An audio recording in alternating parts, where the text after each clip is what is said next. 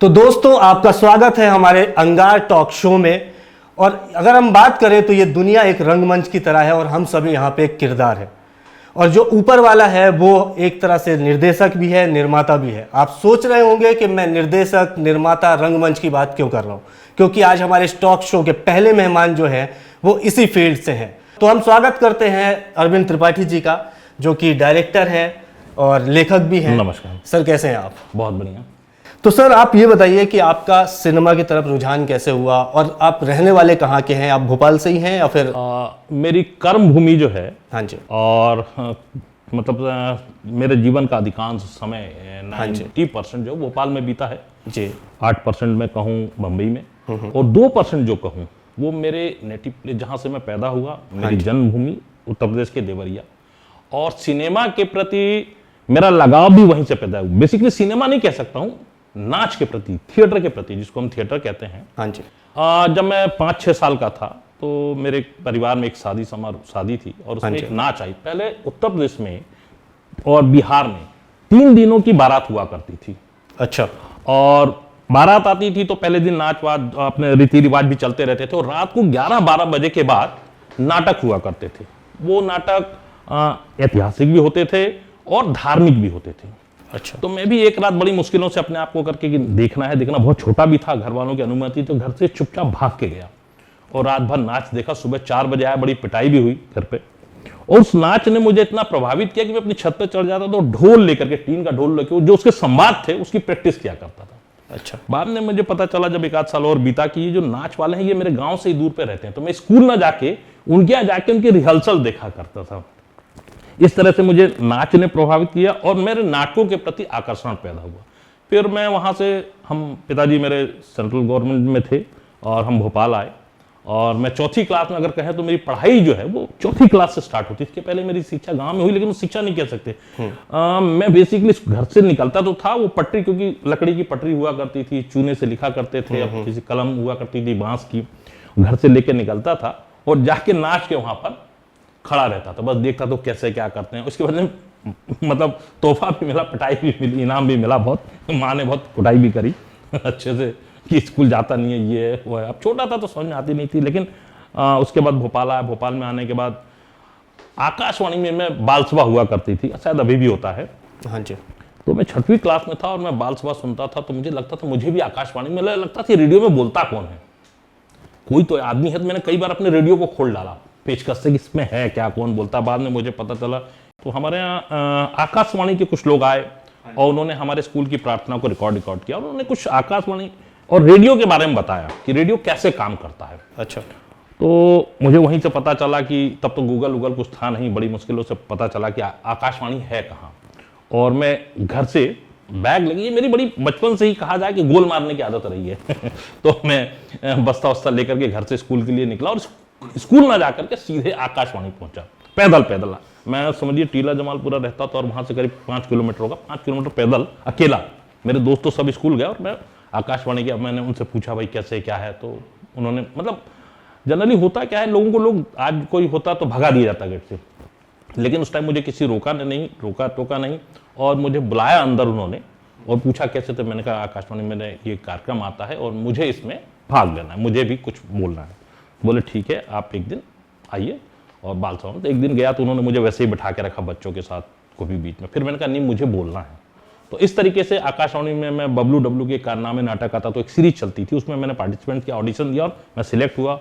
फिर हम लिखने भी लगा थोड़ा, तो वहीं से लिखने की आदत पड़ी। क्या उम्र? मेरा लेख जो था, अच्छाई करने चले और मिली हमें बुराई। मुझे आज भी ध्यान है कि मैं 6वीं क्लास में था और लाइफ में वो सब्जेक्ट आकाशवाणी से मिला था, लेकिन मैंने ये देखा लाइफ में होता है, भले ही भगवान हमें बाद में करता है, लेकिन हम किसी की अच्छाई करें तो उस टाइम तो मुझे लगता है कि हमें कुछ ना कुछ प्रतिफल जो है वो नेगेटिव ही मिलता है। भले ही बाद में ईश्वर है, ईश्वर बड़ा कारगुजार है, वो है और वो उसका फल देता है, लेकिन मैं कहूँ त्वरित मिलता है तो मुझे नहीं लगता मुझे त्वरित नहीं मिला। हाँ, उससे ज्यादा मिला है, लेकिन बाद में मिला है। और इस तरीके से मेरी शुरुआत हुआ नाटक के प्रति और नाटक से धीरे धीरे फिल्मों के प्रति हुआ। तो आपकी उम्र क्या रही होगी जब आपने ऑडिशन दिया पहली बार? मेरी उम्र रही होगी मतलब 11 साल के आसपास, 11-12 के बीच रही होगी, 11-12 के। जैसे कि आपने जिक्र किया कि 5 साल की उम्र से आपका इसके प्रति रुझान चालू हुआ, आपने एक नाच देखा, उसके बाद आपको लगा कि ये कुछ अनोखी चीज़ है। लेकिन आपने जैसे बताया कि आप एक छोटे से गांव से हैं, बिलोंग बहुत छोटे, मतलब देवरिया जहाँ से स्टेशन भी 12 किलोमीटर दूर है। हाँ जी।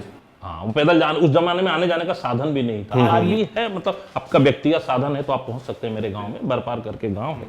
हाँ, देवरिया शहर से मतलब 12 किलोमीटर दूर है, तो बड़ा है। लेकिन ये रहा मेरे गांव में विद्वानों का गांव, पढ़े लिखे हैं, सब एजुकेटेड लोग हैं। शिक्षा का कभी वैसा नहीं रहा। तो जैसे गांव में एक आप अगर हम बात करें तो आपके टाइम पे, है ना, उस समय गांव में ऐसा माना जाता था ये सब सारी जो चीज़ें हैं वो हमारे लिए नहीं बनी है कि बच्चा पढ़ लिख जाए, कि एक नौकरी मिल जाए।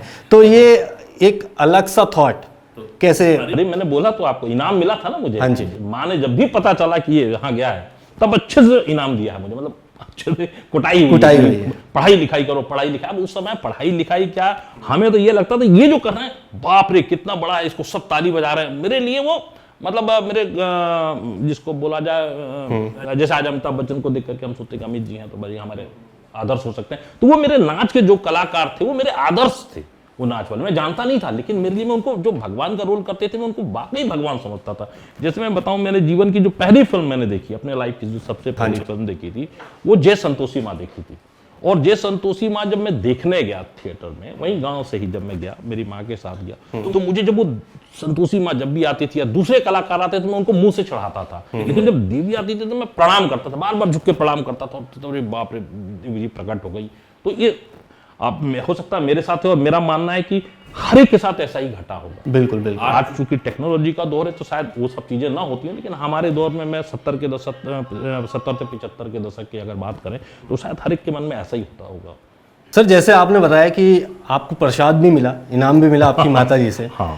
और लेकिन पिताजी का क्या रिएक्शन होता था? पिताजी का ऐसा रहा कि गांव में जब हम थे तो साल में 1-2 बार आते थे, तो बच्चे से लगाव रहता है, बच्चों को तो ऐसा कुछ, और उनको तो सब पता भी नहीं चलता था। जब शहर में आया मैं, तो ये बात है मेरी, मैं पिताजी मेरे कहते थे कि उनको शुरू में तो अच्छा लगा। उस जमाने में आकाशवाणी से 20 रुपए का चेक 3 महीने पे मिलता था, मेरा अपना पढ़ाई वढ़ाई का सारी चीज़ें निकल जाती थी, बड़ा अच्छा। लेकिन जब मैं 9th क्लास में टीचर मॉडल स्कूल में गया, हाँ जी, मेरे परसेंट पढ़ने में ठीक ठाक था, मतलब परसेंट मेरे 70% 8th क्लास में आए थे। तो पिताजी थोड़े से निराश हुए थे, उनका कहना था कि 80 से होना चाहिए, 80 से अब होना चाहिए, लेकिन ठीक है। और जब मैं मॉडल स्कूल में गया तभी मैंने ये सब छोड़ा नहीं, और मॉडल स्कूल में जाने से मेरा और ये सब बढ़ गया, स्कूल की एक्टिविटीज में, अदर एक्टिविटीज में। फिर उस जमाने में भारत भवन की शुरुआत हो रही थी, है ना, तो इधर उधर भागना, और स्कूल से मैं बहुत गोल मारा हूँ, बहुत प्रैक्टिकल है। थिएटर के लिए तो मैं इतना जुनून था कि कुछ भी कर सकता था, और उसके बदले मुझे प्रसाद मिलते रहते थे, तो मैंने एक्सेप्ट भी किया, और आज अच्छा लगता, लेकिन उसमें बड़ा खराब लगता था। तो क्या हुआ कि 11th में जब मैं था और मेरा एग्जाम होने वाला था, पिताजी को ये था कि बी करो, इंजीनियरिंग करो। तो पीईटी का एग्जाम, पीईटी होता था उस जमाने, प्रचलित बहुत था। हाँ, प्री इंजीनियरिंग टेस्ट होता था, और मैं साइंस का स्टूडेंट था। तो मैं क्या करता था, प्रैक्टिकल बुक में हबीब तनवीर का चरणदास चोर नाटक पढ़ रहा था। प्रैक्टिकल की कॉपी होती है जिसमें लिखते रहते, एक तरफ व्हाइट रहती, एक तरफ लिखते थे, तो उसमें हबीब तनवीर का नाटक छुपा के पढ़ रहा था। वो पता नहीं पिताजी को कैसे लगा कि इतनी तन्मयता से प्रैक्टिकल बुक क्यों पढ़ रहा है। अब उनको लगा होगा, उन्हें छीना, और जब उनको दिखा तो उनका पारा बाप रे। और मुझे याद है, मतलब हायर सेकेंडरी 3 साल उन्होंने मुझे नहीं मारा था, लेकिन उस दिन 2-3 झापड़ दिए, और कहने तुम आके आलू का ठेला लगाओगे, अगर तुम्हारा इंजीनियरिंग में नहीं हुआ तो घर से भगा दूंगा, आलू का ठेला लगवा दूंगा। तो ये प्रसाद भी मुझे मिला, और उनको लगता था कि शायद पता नहीं क्या करेगा बेटा, नौकरी करेगा नहीं करेगा, कैसे क्या। तो फिर आपने एग्जाम दिया? एग्जाम दिया, 68% मेरे आए थे, उस बार भी 68 ही आए, मतलब। लेकिन इंजीनियरिंग की जगह मेरा पॉलिटेक्निक में हुआ। अच्छा। तो और मेरा कोई इंटरेस्ट था नहीं, मेरा मतलब पढ़ाई की बात कहा जाए, मेरा इंटरेस्ट एक ही था कि मैं कैसे भी करके नाटक करूं, फिल्म में जाऊं। उस समय फिल्मों का भी देख देख के क्रेज आ चुका था, मतलब स्कूल से भाग भाग के फिल्में बड़ी देखा करते थे, चूंकि मॉडल स्कूल के पास में रंगमहल और संगीत टाकीज थे। तो जब तो मतलब कि पहला आपने थिएटर में सिनेमा कब देखा ले, और आपके पसंदीदा एक्टर्स? देखिए, पसंदीदा एक्टर्स कहा जाए तो जो जिस सिनेमा को जी जाए मेरे लिए, वो उस मेरा पसंदीदा है। और ऐसा मैं कहूँ कि व्यक्तिगत तौर पे अगर मैं बात करूँ कि जिसने मुझे सिनेमा में प्रभावित किया, तो निर्देशन में मुझे प्रभावित किया है सचित रे ने।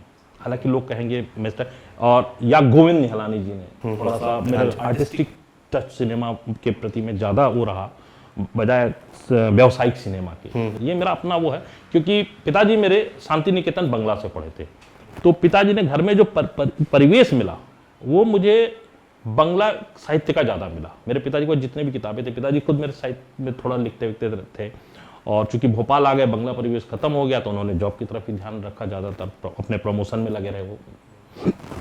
तो मैंने शरद चंद्र को पढ़ा, बंकिम चंद्र को भी पढ़ा, मैंने टैगोर को भी पढ़ा, लेकिन मुझे सबसे ज़्यादा जो फील दिया वो शरद चंद्र जी की कहानियों ने दिया। मैंने प्रेमचंद को भी पढ़ा, जयशंकर प्रसाद को भी पढ़ा, लेकिन जो मेरे को मतलब कहा जाए कि जिसने प्रभावित किया सबसे ज़्यादा, वो मुझे शरद चंद्र की कहानियों ने किया। और मैं बचपन से था कि उनकी एक कहानी थी जिस पर आज तक फिल्म नहीं बनी है, वो थी अभागीर स्वर्गो। तो मैं उस कहानी को मैंने पिताजी से धीरे धीरे करके थोड़ा बहुत बंगला भी जानता हूँ मैं, चूंकि घर में माँ बाप बोला कर, माँ नहीं बोलती थी, पिताजी बोला करते थे, जानते थे, और उन्होंने मुझे सिखाया भी था। मतलब 6वीं 8वीं में उन्होंने बताया था बंगला कैसे पढ़ा जाता है। तो मैंने अभागीर स्वर्गो को पहली बार धीरे धीरे करके अनुवाद किया था। अभागी की स्वर्ग यात्रा एक कहानी है शरद चंद्र की, और मैंने सोचा था इस पर फिल्म बनाऊंगा। वो आज भी मेरी इच्छा अधूरी है आज भी वो मेरी इच्छा अधूरी, उस पर अगर फिल्म बनाई जाए तो एक बड़ी अच्छी कहानी है, मार्मिक कहानी है ना। तो और इस तरीके से उनके बाद जो मुझे अगर व्यावसायिक सिनेमा में अगर देखा जाए जिसने मुझे सबसे ज़्यादा प्रभावित किया है, तो मेरे आदर्श जो रहे वो देवानंद रहे। अच्छा, हाँ, देवानंद की फिल्मों ने और देवानंद के गाने को लेकर के, हालांकि उनकी एक्टिंग, उनके नाच को लेकर, उनके डांस को लेकर के मैं फैन नहीं हूँ लेकिन उनके अभिनय को लेकर के लगता था कि उस समय नाटक करते थे कि यार देवानंद जैसा करना चाहिए, देवानंद जैसा होना चाहिए। उस गाइड फिल्म ने मुझे बहुत ज्यादा किया। मैंने गाइड फिल्म करीब 5 बार देखी। शोले मैंने जीवन में 2 बार देखी है, लेकिन गाइड फिल्म मैंने 5 बार देखी है। अच्छा, क्योंकि देवानंद के बारे में ये कहा जाता है कि हमारे पिताजी भी कहते हैं कि उनके जो बोलने का तरीका था, हाँ, तो हर आदमी को देखो, जो कलाकार होता है जरूरी नहीं जो मुझे किसी की अदा पसंद आए वो आपको पसंद आएगी। हो सकता है आपको किसी दिलीप कुमार की पसंद आए, हो सकता है आपको अमिताभ बच्चन की पसंद आए, तो सबका अपना अलग अलग होता है। बिल्कुल। आपने जैसे बात करी बंगला सिनेमा की बात करी आपने, तो आज की डेट में अगर बात करें तो बंगाली सिनेमा जो है वो एक अलग तरह की कहानी बनाते हैं वो, और वहाँ पे ज़्यादातर जो रिलीज भी होती है वो लोकल सिनेमा को ज़्यादा प्रमोट करते हैं। देखिए, बंगला सिनेमा और मलयालम सिनेमा, हाँ, ये शुरू से ही एक अपनी अलग उनकी कहानी, मतलब देखा जाए तो उनकी आप जो फिल्में देखेंगे वो स्टोरी प्रधान होती है, एक्टर प्रधान नहीं होती। हमारे यहाँ जो हिंदी सिनेमा बनता है उसमें नायक प्रधान फिल्में ज्यादा हैं। मतलब जो नायक कौन है, अमिताभ बच्चन जी हैं, सलमान खान जी हैं, शाहरुख खान जी हैं, तो फिल्में चलेंगी गारंटीड हो जाता है। लेकिन बंगला, मलयालम, एक तो उनका बजट बहुत कम होता है, तो उनको पहले से डिसाइड करना पड़ता है कि मास के साथ साथ वो क्लास का भी ध्यान रखते हैं। हाँ जी। हमारे क्या है, ज्यादातर फिल्में या मास की बनी है, या बोला जाए कि श्याम बाबू ने या गोविंद जी ने या ऋतिक लिया, और जिन लोगों बनाई है, विमल राय को बस माफी चाहूंगा, उनकी बात नहीं कर सकता, वो तो मास के, उनकी तो मास और क्लास दोनों रहा है। और वो बंगला सिनेमा के थे, हिंदी में आए, हिंदी में भी सक्सेस रहे, है ना। हमारी जो रही है वो जो कुछ लोगों ने या तो सिर्फ क्लास की बनाई है, ये जो मैंने बोले, इन्होंने क्लास की बनाई, इन्होंने मास की तरफ ध्यान नहीं दिया, और बाकी 99.9% हमारे यहाँ मास का सिनेमा है। लेकिन मलयालम हुआ या दक्षिण भारत की और भी है, अब तो दक्षिण भारत में मलयालम से परंपरा ही आ गई कि दक्षिण भारत की जितनी फिल्में होती हैं कहानी, अब थोड़ा सा ग्लैमर और ग्रेंजर की बात छोड़ दें तो आज भी उनकी जो है वो कहानी यूनिक होगा, देखिएगा। बिल्कुल बिल्कुल, वो कम बजट में बनाते हैं लेकिन कुछ यूनिक हुआ, नहीं तो आप बताइए छोटा सा केरल है, उसकी फिल्में देखिए।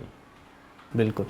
तो जैसे आपने बात करी मलयालम सिनेमा की, तो वो ज़्यादातर उनका एक थॉट होता है कहानी के पीछे कि वो ज़्यादातर थ्रिलर पे काम करते हैं, के बीच, हाँ जी, आम आदमी के बीच की कहानी उठाते हैं। बिल्कुल, वो फैंटेसी क्रिएट नहीं करते।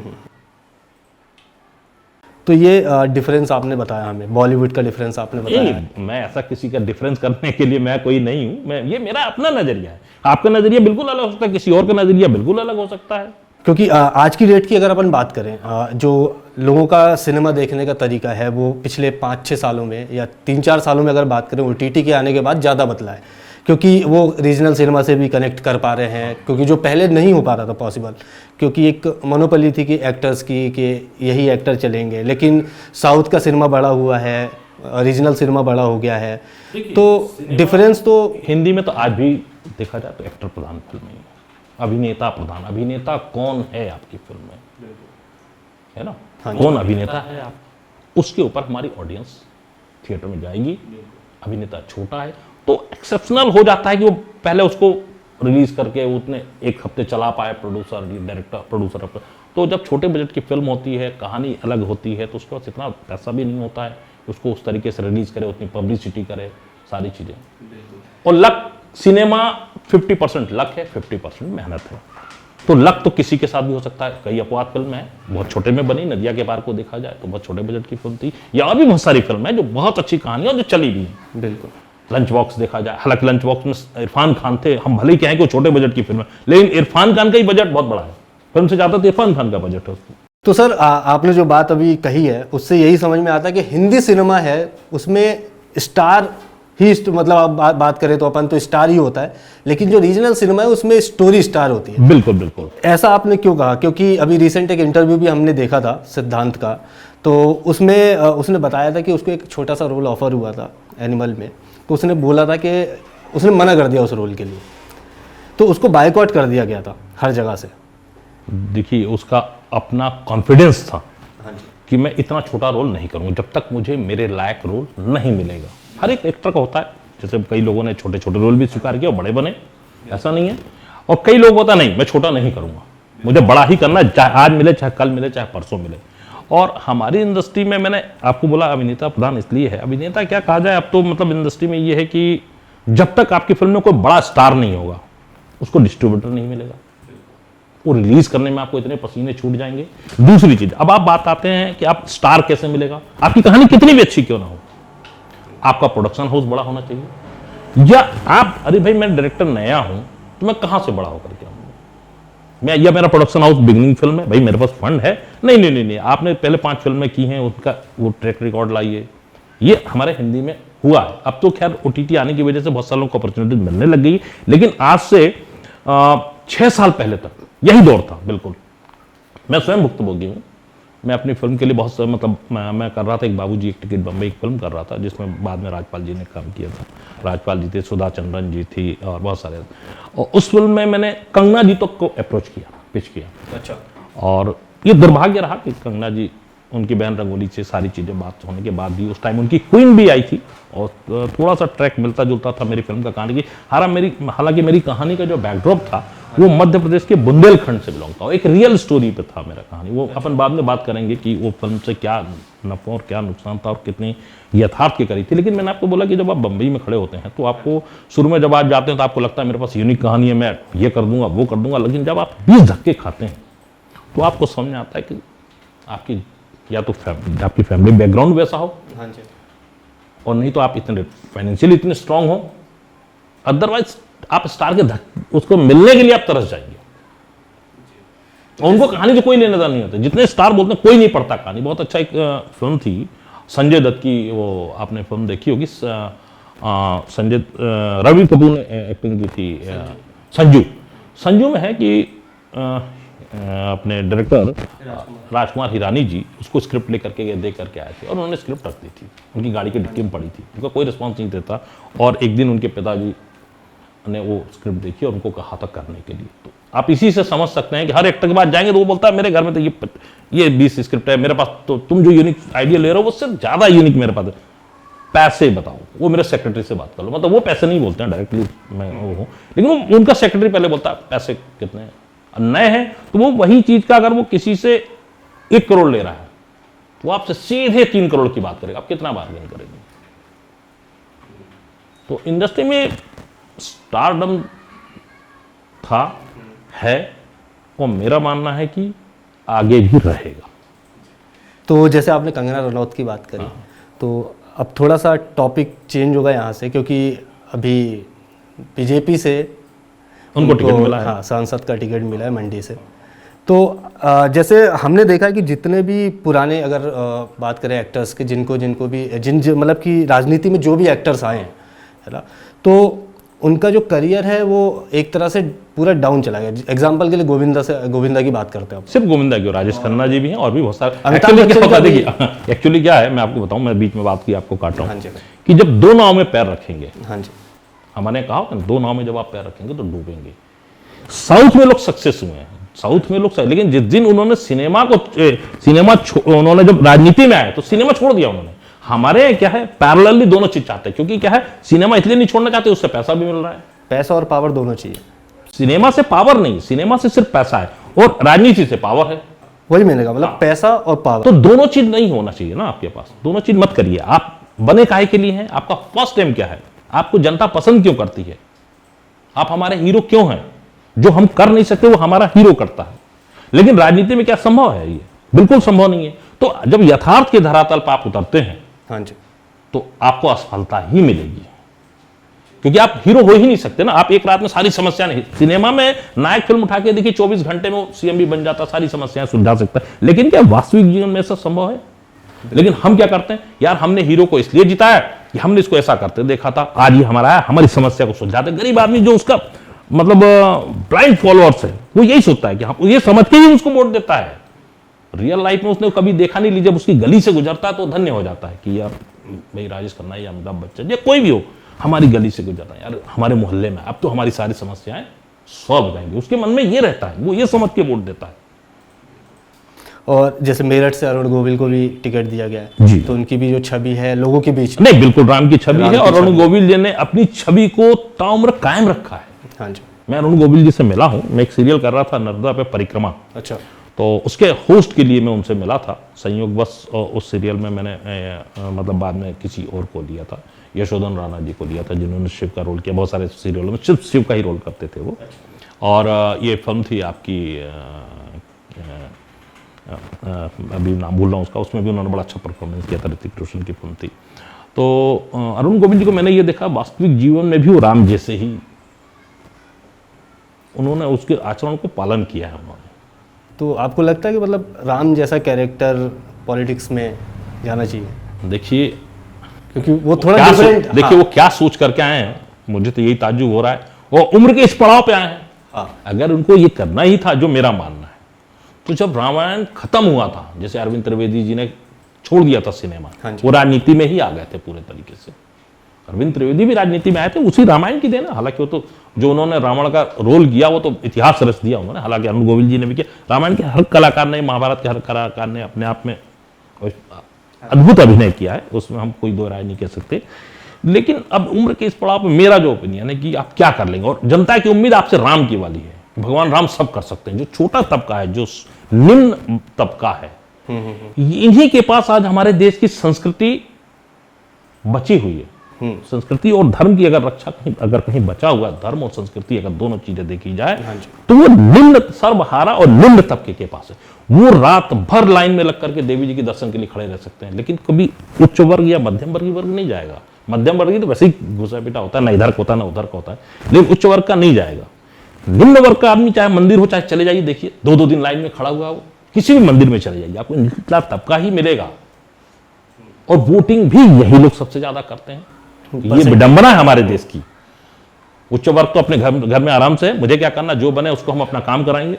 मध्यम वर्गीय सोचता है यार अपना तो है नहीं, कुछ होगा तो देखेंगे, इधर उधर में अटकता रहता है। लेकिन निचला तबका आज भी सोचता है कि इसको मैं वोट दूंगा तो ये मेरा कुछ भला करेगा, मेरे जीवन का उद्धार होगा, वो भगवान मेरा उद्धार करे, इसलिए भगवान के दर पर जाके मत्था टेकता है, अपने हर रीति रिवाज को फॉलो अप करता है। उसके यहाँ शादी देखिए जाकर के, वो 2 दिन 3 दिन महीने भर उत्सव आनंद के साथ मनाता है। जैसे हमारे जनजातियां, हाँ जी, किसी भी समारोह को उत्सव के साथ जीते हैं, उसके साथ जीते हैं, वो दिखावा नहीं करते। हमारे जो शादी होती है तो हम दिखावा करते हैं, वो जीते हैं उसके साथ, अपने संस्कृति के साथ, अपने कल्चर। तो जैसे पॉलिटिक्स की बात चली रही है, तो आजकल का जो सिनेमा है पिछले 3-4 साल के अंदर देखने को मिला है कि अभी एक रिसेंट फिल्म आई वीर सावरकर, रणदीप हुड्डा की, ठीक है, और इसके पहले द कश्मीर फाइल आई, 370 आई। तो धीरे धीरे एक लॉबी भी बनती जा रही है। लॉबी नहीं बन रही। देखिए हमारा हिंदी सिनेमा, हाँ जी, मैं सिनेमा होकर के मैं सिनेमा की बात कर रहा हूँ, मैं सिनेमा को जीता हूँ, उसके बाद भी सिनेमा की बात कर रहा हूँ। हमारा हिंदी सिनेमा एक भेड़ चाल में चलता है। हाँ जी। एक बायोग्राफी हिट हो गई, फ्लाइंग से 10 प्रोड्यूसर उसकी बायोग्राफी बनाना शुरू कर देंगे अलग अलग कैटेगरी। वो ये नहीं सोचेंगे क्यों कैसे, बस। और राइटर भी प्रथाती मेंढक की तरह जागृत हो जाते हैं, बिल्कुल निकल आएंगे टर टर टर टर टर टर, वो ढूंढ निकालेंगे कौन कौन कौन, हाँ ये है वो है, इसको ढूंढो, इसको बनाओ, इस पे बनाओ। और उनके पास चूंकि उनकी 2 फिल्में हिट हो चुकी हैं, उस प्रोड्यूसर की हिट, उसके पास पैसा है, उसने कहा भाई ठीक है आओ। क्या है, जैसे एक लव स्टोरी हर 10 साल में देखिएगा हमारे हिंदी सिनेमा में। मैं पहली फिल्म अगर बोलूं तो जो मेरा हो सकता है ध्यान आ रहा हो, वो पहली फिल्म आई थी राज कपूर साहब की फिल्म, फ्लॉप हो गई थी, मेरा नाम जोकर। फ्लॉप हुई तो उसके बाद उन्होंने कर्जे से बचने के लिए उन्होंने फिल्म बनाई थी बॉबी, सुपर हिट रही, टीनेजर लव स्टोरी थी। उसके बाद बहुत सारी फिल्में बनी, कोई नहीं चली। वापस आ जाइए 80 के दशक में, फिल्म आई थी कुमार गौरव और love story, super duper hit film. उसके बाद संजय दत्त की फिल्म आई और भी आई, कोई नहीं चली। फिर वह बहुत लाइन से बनी है फिल्में, 12 फिल्में बनी है उस साल, सब teenager love story, teenager love story. फिर उसके बाद आए 90 के दशक में आते हैं, आमिर खान की आ गई कयामत से कयामत तक, वापस उसके बाद लाइन से सबकी फिल्में आ गई। तो ये हमारे हिंदी सिनेमा में एक भेड़ चाल है कि एक फिल्म हिट हो गई तो वो ये नहीं सोचते कि हम नया सब्जेक्ट ला रहे, भाई वो हिट क्यों हुई, वो नया सब्जेक्ट था, लोग भूल चुके थे या दूसरे सिनेमा से उब चुके थे, है ना। तो वो एक नया यूनिक आया, लोगों को पसंद आया, लोगों ने उसको देखा, उसको अप्रिशिएट किया, एंटरटेन किया उसको, उनको। और दूसरी चीज अभी क्या है, एक फिल्म आई थी सुनील अग्निहोत्री जी की फिल्म आई थी हमारे कश्मीर फाइल्स पे, विवेक अग्निहोत्री जी की, सॉरी मैं माफी चाहता हूँ, सुनील अग्निहोत्री भी मेरे मित्र हैं, उन्होंने चंद्रकांता सीरीज बनाया था। तो विवेक अग्निहोत्री जी की फिल्म आई थी कश्मीर फाइल। हाँ जी। कश्मीर फाइल से अच्छी उनकी फिल्म थी बुद्धा ने ट्रैफिक जाम, उससे अच्छी फिल्म थी उनकी ताशकंद फाइल्स। कॉमर्शियल तो चॉकलेट का जो है वो उसके बारे में मैं कोई बात नहीं करना चाहूंगा, कॉमर्शियल चॉकलेट भी बहुत अच्छी फिल्म थी उनकी, लेकिन चली कौन सी फिल्म, कश्मीर फाइल। जबकि कश्मीर फाइल्स को देखा जाए तो एक फिल्म नहीं है, वो एक डॉक्यूमेंट्री है, सिनेमेटिक डॉक्यूमेंट्री बोल सकते हैं हम उसको, सिनेमेटिक कुछ स्टार कास्ट को लेकर के एक डॉक्यूमेंट्री के कैरेक्टर को जिया। तो सबको लगा अब उसी पे सारी की सारी फिल्में बनना शुरू हुई, हमारे बहुत सारी फिल्में अभी अधूरे में छूट गई हैं, क्योंकि उनको लगने लगा यार 2-3 फिल्में और आई जिनका अता पता नहीं चला, तो उन्होंने कहा यार आधी फिल्में ऐसे भी बंद होती हैं। उसके बाद और जो नए प्रोड्यूसर आते हैं ना, जो नए प्रोड्यूसर हैं, जो जिनके पास थोड़ा बहुत पैसा है, इकट्ठा किया उन्होंने, यार मुझे सिनेमा बनाना है, तो उन्होंने कहा अरे यार ये फिल्म तो हिट हो गई, छोटे बजट में बनी थी, मेरे पास तो इतना पैसा है, चलो बम्बई चलते हैं, कूच कर देते बम्बई में। शूटिंग शुरू होती, थोड़े दिन चलती, आधी फिल्म बनी है, तो पता चला कि 4 फिल्में आपसे पहले रिलीज हुई, उनका हता पता, वो निराश हो जाता, हताश हो जाता। तब समझ में आता है कि यार मैंने गलती करी है, मैंने नया सब्जेक्ट नहीं उठाया, मैंने तो घिसा बेटा जो चल रहा था, एक आदमी की हिट हुई, मैंने भी वही बनाना शुरू कर दी, वो बंद हो जाती है। ऐसे हमारे हिंदी में आप देखेंगे 60% फिल्में साल भर का रिकॉर्ड उठाकर देखिए, सेंसर का मुंह नहीं देख पाती, सेंसर का 20% फिल्में ऐसी होती सेंसर के बाद रिलीज नहीं हो पाती। तो आपने जैसे सेंसर का नाम लिया, सेंसर बोर्ड के बारे में भी बहुत सारी बातें हैं। देखिए हमारा देश जो है ना विवादों का देश है। हाँ जी। कोई भी ऐसी चीज नहीं है जो विवादों में नहीं हो, चाहे वो नेता हो चाहे अभिनेता हो, हर व्यक्ति विवादों में, लेकिन जैसे और हर चीज विवादों में है। लेकिन जैसे बातें अगर उठती है तो उसका कुछ ना कुछ तो वजह होगी, क्योंकि जब धुआं उठता है तो कहीं ना कहीं आग तो लगेगी। हाँ जी। बिल्कुल होगी। तो ऐसा माना जाता है कि सेंसर भी जो काम करता है तो वो भी बायस्ड होकर के कई बार काम करते हैं वो लोग, या फिर जो कट्स लगाने हैं, या फिर कई बार उनके कट्स के बाद विवाद होते हैं कि हाँ सेंसर के बाद विवाद उठते हैं। क्या होता है, हाँ जी। जब किसी बड़े प्रोडक्शन हाउस की जब फिल्म जाती है, जो हमारे सेंसर बोर्ड के मेंबर हैं, ये भी कहीं ना कहीं उनसे प्रभावित हैं, या उस बड़े एक्टर से कहीं ना कहीं प्रभावित है, तो उसको कट देने में उनको सोचना पड़ता है। ये छोटे प्रोड्यूसर की भले कितना भी यूनिक सब्जेक्ट कुछ भी क्यों ना हो, है काटो इसको, हटा लग, क्योंकि मैं काहे के लिए बैठा हूं, मुझे गलती ढूंढना है। मैं इसलिए नहीं बैठा हूं कि एक अच्छी फिल्म बन रही थी, एक अच्छी फिल्म को मुझे पास करना है। मैं इसलिए बैठा हूं कि मैं 6 लोग हम इसलिए बैठे हैं, हमें इसलिए बैठने का वो फीस मिल रही है कि हमें इसमें कुछ ना कुछ करेक्शन निकालना है। तो जब मैं करेक्शन निकालने के लिए बैठूंगा तो गलती तो सब में है, तो गलती ढूंढ निकालते। लेकिन जब बड़े आदमी की होगी तो फिर उनको लगता है आज मैं इसकी गलती निकाल तो दूंगा, कल मुझे इसी फील्ड में तो रहना है, तब मेरा क्या होगा। तो सर जैसे आपने सेंसर बोर्ड की अभी बात करी, तो देखा जा रहा है कि पिछले कुछ सालों के अंदर सिनेमा में है ना, खासकर OTT प्लेटफॉर्म में गालियों का एक नया प्रचलन चालू हुआ है। लेकिन उसमें भी दो धड़ अलग अलग बटे हुए हैं कि कुछ लोगों का मानना है गालियाँ नहीं होनी चाहिए और कुछ लोगों का मानना है गालियाँ होनी चाहिए। लेकिन अगर हम सिनेमा की बात करें तो सिनेमा समाज का जो एक दृश्य है वो आईना हमें है, समाज का आईना। एक आईना है, वो हमें 1 घंटे 2 घंटे में वो दिखाता है, इंटरटेन भी करता है, इंटरटेन टू इंफॉर्मेशन। बिल्कुल। तो आपका ऐसा क्या मतलब इसमें क्या पॉइंट ऑफ व्यू है कि देखिए, गालियाँ होनी गाली चाहिए? हाँ जी। किसी भी सभ्य समाज में प्रयोग में नहीं लाई जाती है। अच्छा। कोई भी सुसंस्कृत या सभ्य या आदमी होगा तो गाली का प्रयोग नहीं करेगा। हाँ जी। हाँ, गाली कहाँ प्रयोग होती है? जब लड़ाई झगड़ा होता है, जब हम लड़ झगड़ नहीं सकते, कुछ कर नहीं सकते, तो हम गालियों का प्रयोग करते हैं। हम अपनी छुपी हुई कुंठाओं को, हाँ जी। मैं ताकतवर नहीं हूँ, मैं पतला दुबला आदमी हूँ, मेरे सामने एक बड़ा आदमी है, मैं उसको मार नहीं सकता हूँ, तो मैं कहूँगा भाई मुझे पकड़ के रखो, नहीं तो मार दूंगा, और फिर गाली का प्रयोग करूँगा। अंदर जो भावना छुपी, जो कर नहीं पा रहा हूँ, तो गालियों के रूप में व्यक्त कर रहा हूँ। और जो क्या है, पिछले कुछ समय में मौलिक रचनाओं का कमी आई है, मौलिक कहानियों की भी कमी आई, नई यूनिक आइडियाज़ की कमी आई। तो हमने क्या किया, जो कुख्यात माफिया थे, गैंगस्टर थे, उनको हमने हीरो बना दिया।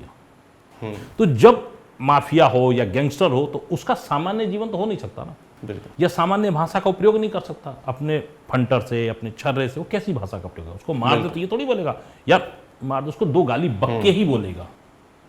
तो जब हम उसको हीरो बनाएंगे, उसकी बायोग्राफी बनाएंगे, समाज को हम एक विकृत रास्ते पे ले जाएंगे, तो डेफिनेटली हमें उसके आचरण का पालन तो करना ही होगा। बिल्कुल। तो हम उसकी गाली, उसके अपशब्द, उसके तौर तरीके, देखिए इससे क्या होता है, जो हमारा युवा वर्ग है जी। ये प्रभावित ज़्यादा जल्दी होता है।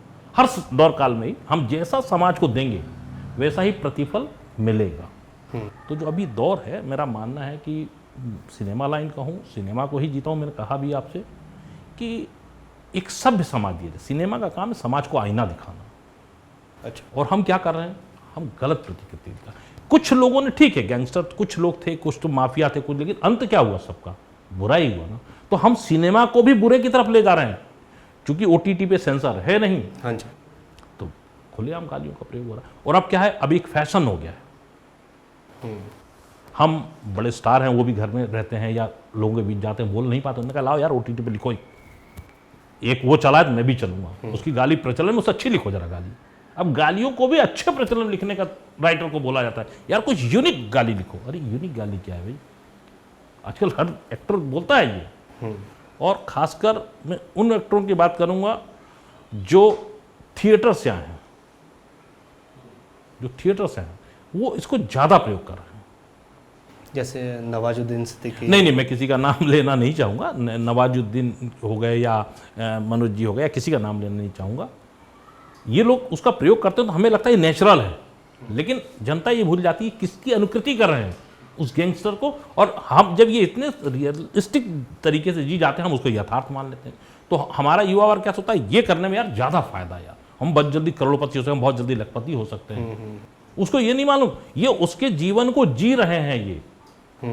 ये 10 एपिसोड में खत्म कर देंगे उसका जीवन, 10 एपिसोड में मारा जाएगा, तो मारा जाने वाला ध्यान नहीं रहता, जो बिगिनिंग हो रहा है, उस माफिया ने किस तरीके से लोगों को हैरान परेशान किया, वो हमारे दिमाग पर छाप छोड़ के जा रही है। उसने कैसे अर्न किया, उसने कैसे अपने अय्यासीपूर्ण जीवन जिया। अच्छा, हमारे सिनेमा में बड़ा विडंबना रही है कि हम जब भी किसी विलन को दिखाते हैं तो उसके एक हाथ में सिगरेट होगी और एक हाथ में ग्लास होगा और 2 नारी होंगी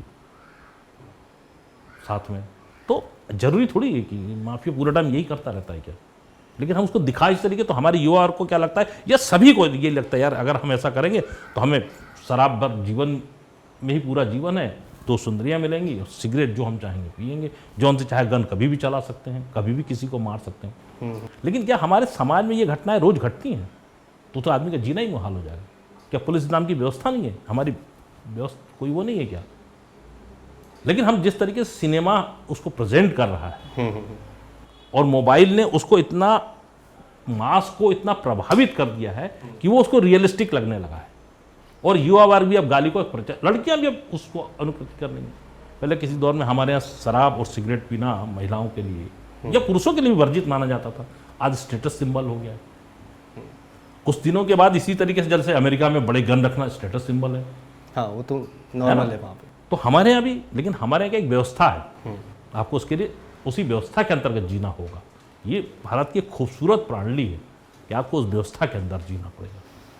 जैसे आपने गन्स की बात करी कि अमेरिका में गन्स एक लोग अपने सुरक्षा के लिए भी रखते हैं, लेकिन जैसे इंडिया में इसका एक कल्चर है कि जो वजनदारी होती है लोगों में, और जैसे आपने मिर्ज़ापुर देखी होगी हाँ। सिनेमा में, जी बिल्कुल, है ना, और सेक्रेड गेम्स आपने देखा होगा। बिल्कुल बिल्कुल। दोनों थोड़ा अलग सिनेमा है, लेकिन एक लोकल भाषा को प्रमोट करना, मिर्ज़ापुर जैसे यूपी की पटकथा हो बिल्कुल, गई, उन्होंने भोजपुरी और अवधी को मिक्स करके उन्होंने प्रयोग किया। बिल्कुल, देखिए ये कोई बुराई नहीं है, हाँ जी, लेकिन आप महिमा गुणगान किसका कर रहे हो? एक माफिया का।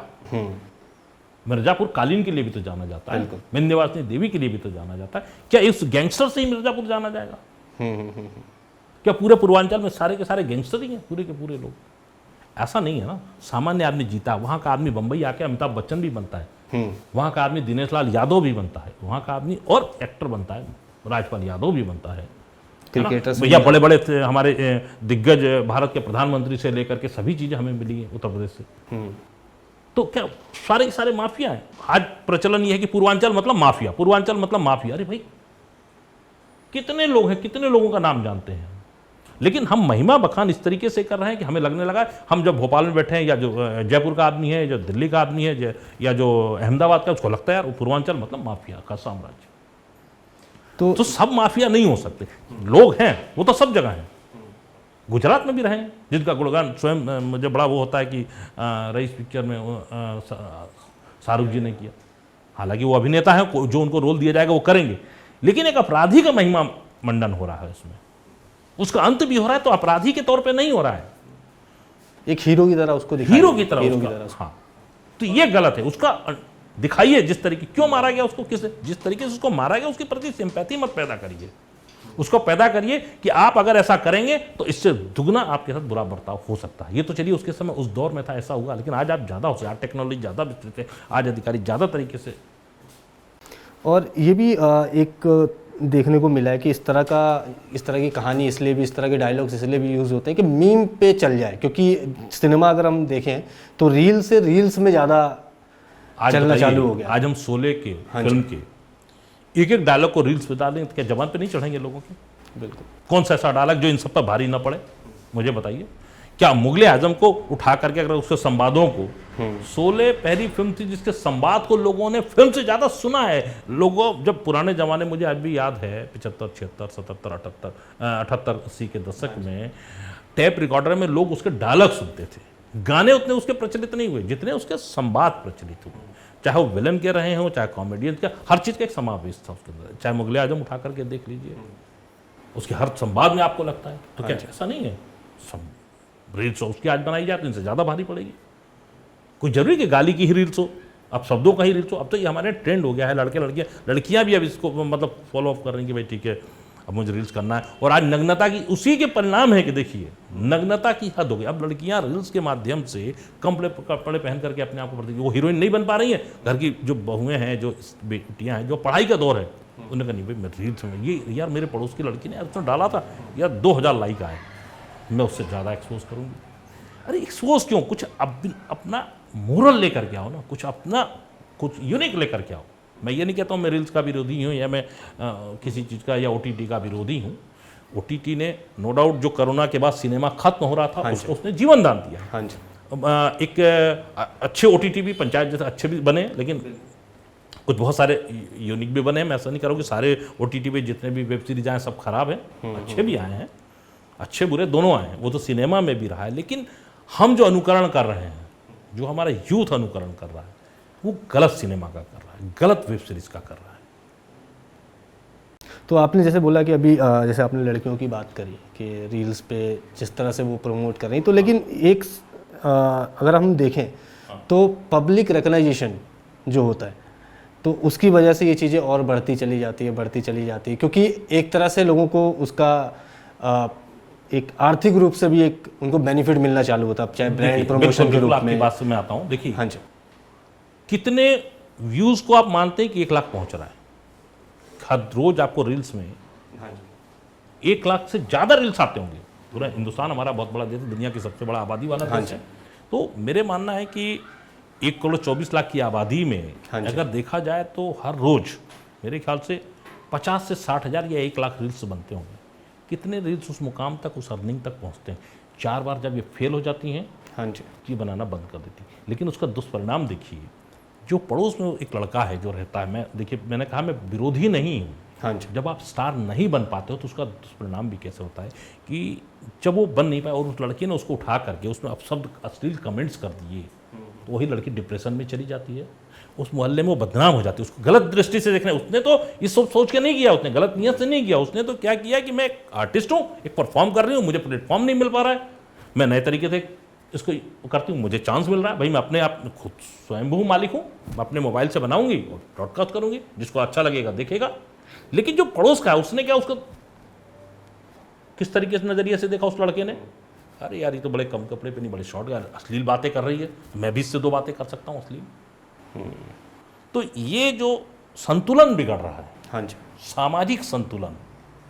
फिर सिगरेट, उसने सिगरेट क्यों पिया, ये ग्लास शराब का क्यों उठाया, उसने डमी किया है, उसने डमी किया है क्योंकि वो रील्स बना रही है, वो एक्ट कर रही है। बट जो दूसरा सोच रहा है, क्योंकि देखिए सिनेमा वाली जो लड़की होती है उसके बारे में वो नहीं सोच सकता, क्योंकि उसका तो आदर्श समझ के उसको देखने जा रहा है ना। वो ग्लैमर वाली लड़की होगी तो उसको मुंह खोल के आगे के बैठ के कैसे देखेगा, बिल्कुल, है ना, उसको बोल नहीं सकता। लेकिन इसको तो मोहल्ले में रह रहा है ना, उसके बारे में कमेंट्स कर सकता है, उसको लगता है यार ये मेरी पहुंच के अंदर है, ये ऐसा कर सकती है तो यार कुछ भी कर सकती है यार। प्रभाव वहां से पड़ता है, वो एक दूसरे को प्रभावित भी करते हैं। बड़ा गलत हो रहा है।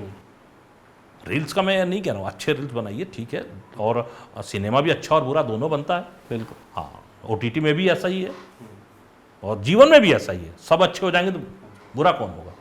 भाई राम है तो रावण है, रावण है तो राम है, हाँ जी, है ना।